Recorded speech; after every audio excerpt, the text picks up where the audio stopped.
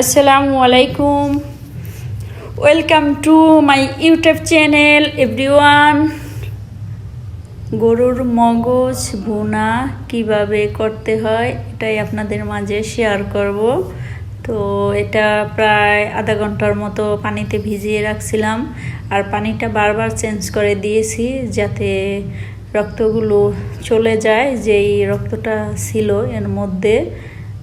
তো এর মগজের মধ্যে আবার শিরা উপশিরা থাকে, এগুলো খুলে ফেলেছি, তো ফেলে দিয়েছি।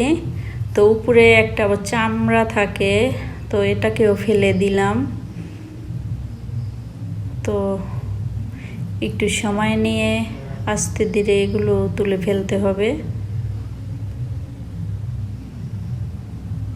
তো আমি এক হাত দিয়ে ক্যামেরা ধরছিলাম, তাই এক হাত দিয়ে এটা পরিষ্কার করেছি।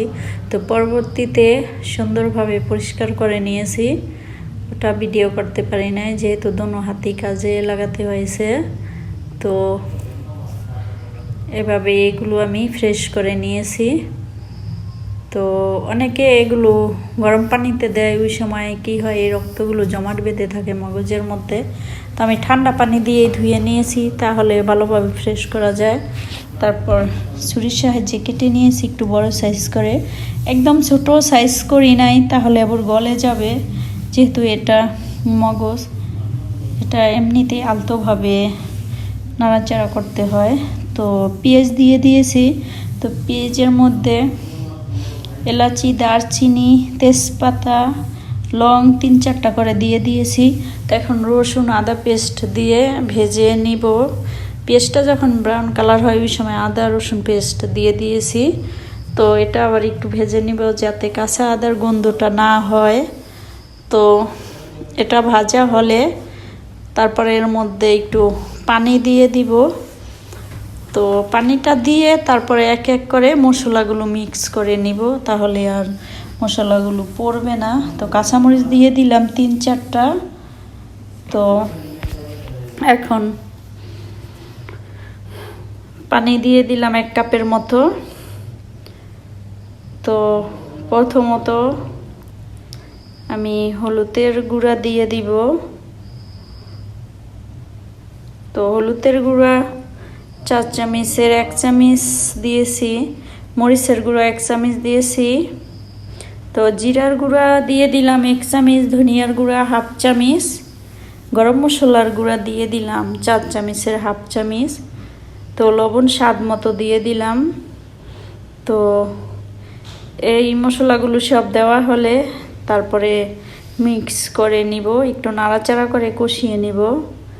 তো মশলাটা অবশ্যই ভালোভাবে কষিয়ে নিতে হবে, কারণ মশলা যত ভালোভাবে কষানো হবে ততই টেস্ট হয় রান্না। তো এখন আমি 4 চামচের 1 চামচের মতো মরিচের গুঁড়া দিয়ে দিলাম, ওই সময় কম মনে হয়েছে। তো তারপর সস দিয়ে দিলাম 4 চামচের 1 চামচের মতো। তো এগুলো দিয়ে একটু ভালোভাবে নাড়াচাড়া করে নিব। তারপর উপরে তেল উঠে আসলে এর মধ্যে মগজগুলো দিয়ে আমি কষিয়ে নিব 5-6 মিনিটের মতো। এগুলো মশলার সাথে মিক্স করে ঢেকে রাখবো। তো একটু পরপর আবার ঢাকনা উঠিয়ে একটু নাড়াচাড়া করে নিব যাতে নিচে লেগে না যায়, আর চুলাটা একটু লো আঁচে দিতে হবে। মগজের মধ্যে গরম পানি দিব, এজন্য অন্য প্যানে গরম পানি বসিয়ে দিয়েছি, ঢেকে দিয়েছি কষানোর সময়। এটা একটু পরপর একটু নাড়াচাড়া করে দিতে হবে যাতে নিচে লেগে না যায়। তো এখন আমার কষানো হয়ে গেছে, এখন গরম পানি দিয়ে দিব। মগজ তাড়াতাড়ি সিদ্ধ হয়ে যায়, এই জন্য বেশি পানি দিব না, 2 কাপের মতো পানি দিয়েছি। তো এখন এই পানিটা দিয়ে একটু নাড়াচাড়া করে ঢেকে দিব।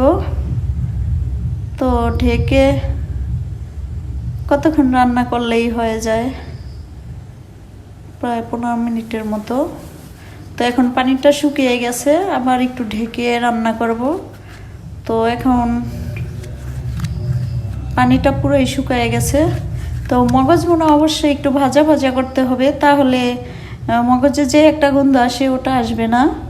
তো এখন রান্না আমার শেষ পর্যায়ে। তো নামানোর আগ দিয়ে একটু জিরার গুঁড়া, গরম মশলার গুঁড়া দিয়ে দিব। এগুলো ভেজে গুঁড়া করে রাখছিলাম, জিরা গরম মশলা।